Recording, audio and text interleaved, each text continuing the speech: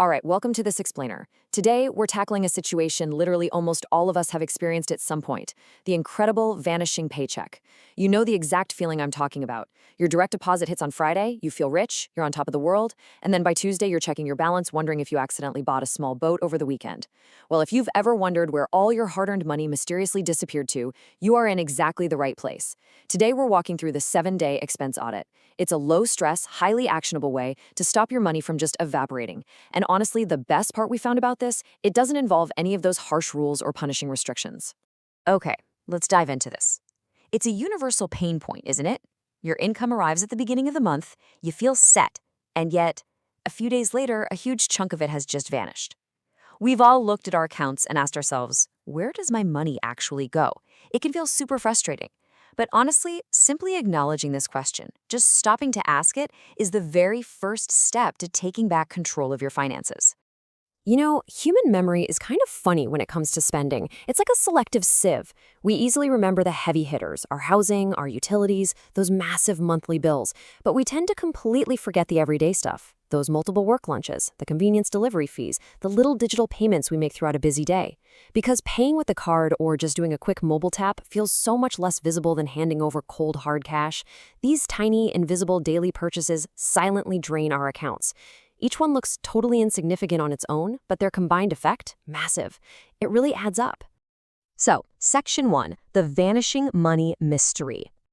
Moving right along to Section 2, equipping for the audit.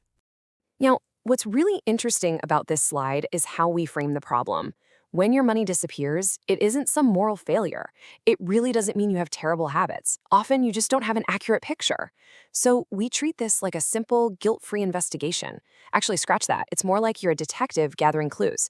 And you absolutely do not need fancy, expensive software to do this. A simple pocket notebook or the Notes app on your phone is perfect. The best tool is simply the one you'll actually use consistently.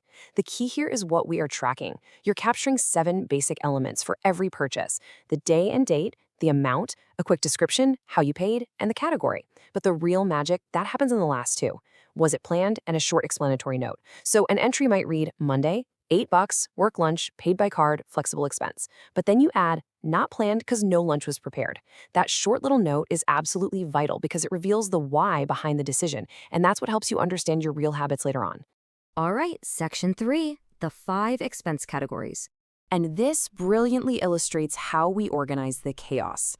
If we just track every single receipt without categorizing them, we'd end up with a jumbled, overwhelming mess of data. To make sense of the whole shebang, we use 5 distinct buckets. First, fixed commitments. Think rent or loan installments. Second, variable essentials, like groceries and medicine. Third, flexible expenses, things that give you enjoyment or convenience, like eating out. Fourth, unplanned expenses, those surprise payments or split-second decisions. And finally, savings, which, by the way, should be an intentional decision, not just an afterthought of whatever's left over. These categories act as your compass. This stops you from lumping regular groceries and a spontaneous late-night food delivery under one giant, vague food label. By separating them out, you see exactly what is essential and where you have wiggle room to adjust. Section 4, the 7-day action plan. Okay, here is our chronological journey through the audit. For this first phase, observation is our only goal, period. We are not doing this to punish ourselves or drastically alter our lives overnight. On day 1, you just record everything. Do not try to display perfect financial behavior, just live your normal life and track it. If you change your habits on day 1, you're just going to create a fake week that doesn't represent your real spending at all. On day 2, you verify your records against your bank account and wallet. This is to catch those sneaky hidden subscriptions or forgotten coffee runs.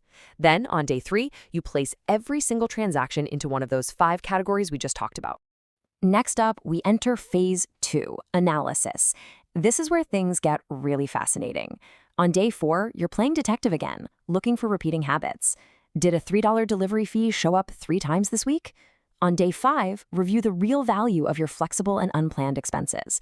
Did that random purchase actually make you happy, or was it just an automatic reflex? On day 6, you pick just one, literally only one adjustment to make for the following week. And finally, on day 7, you calculate the totals for each of your 5 categories to get your final snapshot. Section 5, finding your spending leaks. To see what a real aha moment looks like in practice, let's look at a sample week. This person spent $245 over 7 days. We can see transport, groceries, and a subscription. But look closely at those lunches, sitting at $52, and the unplanned spending at $38. After reviewing their tracker notes, this person discovers that lunch was purchased 4 times simply because nothing was prepared in advance.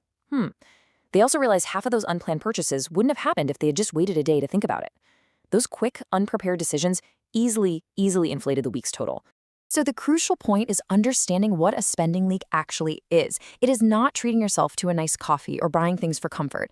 A spending leak is a recurring expense that happens completely automatically without planning and honestly offers no genuine value to your life.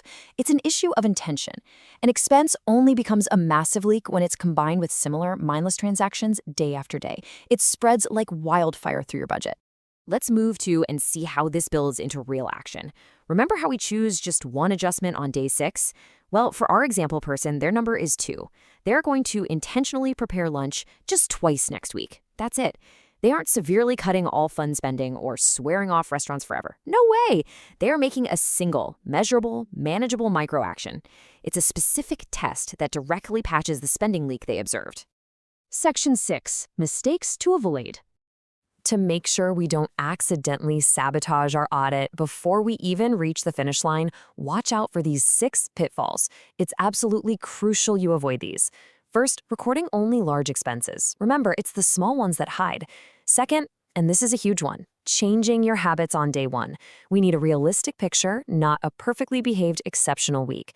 Third, do not treat all non-essentials as waste. A plan that removes everything you value simply will not last. Fourth, forgetting digital payments. Keep in mind that a huge chunk of your spending never even appears in your physical wallet anymore. Fifth, treating this one single week as your complete monthly budget. It's a great starting point for sure, but it won't capture those irregular monthly bills. And finally, mistake 6 is applying standard budgeting percentages that just don't match your personal life circumstances. Always begin with your actual numbers. So we come to the end of our audit. If you want to explore this further, there are some fantastic consumer tools from the Consumer Financial Protection Bureau and Money Helper that hit the nail on the head and can help you take those next steps in building a full budget. But for today, I want to leave you with this final empowering question. After you observe your habits without guilt this week, what single change will you test next week? Start your tracking today and let's finally solve the mystery of your vanishing paycheck. Thanks so much for learning with me.